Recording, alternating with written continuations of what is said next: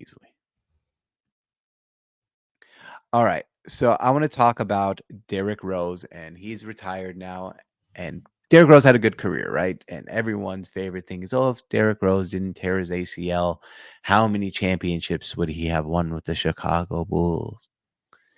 I'm going to go out on a limb here, and I like Derrick Rose. I think he was a great player, fun to watch, fantastic. I think the Chicago Bulls with Derrick Rose and Joakim Noah would have won a total of 0 championships if he remained healthy.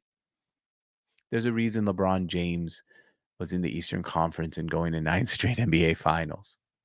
Patrick Ewing was a great player. Could never get over the Michael Jordan hump. I don't think Derrick Rose ever in his career would have ever under any circumstance gotten over the LeBron James hump. I know it's tough to hear.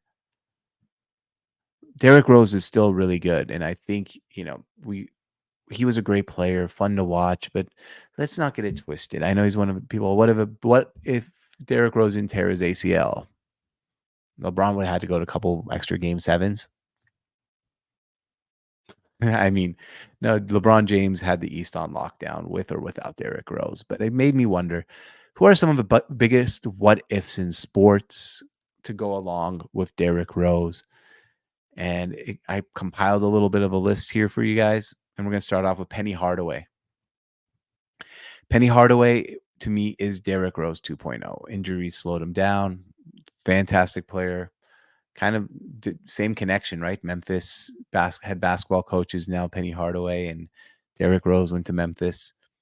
I think Penny Hardaway also went to Memphis, and they were great players that were fun to watch, really marketable because their style of play was great. By both of those guys, I think would never won an NBA championship. Grant Hill comes to mind. Now, Grant Hill is the biggest what if to me because he was fantastic, and I think he was ready to be that guy who took over after Michael Jordan if he never got hurt, and kind of sandwiched between Michael Jordan and Kobe Bryant and the LeBron James.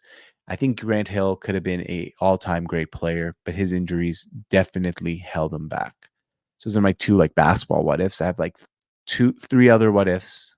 Andrew Luck, if he never retired, I don't know what would have happened, or if he stayed healthy, I don't know what would have happened, but I'm still on that Andrew Luck would have won multiple Super Bowls train if he ever stayed healthy, but he couldn't stay on the football field, and injuries forced him to retire.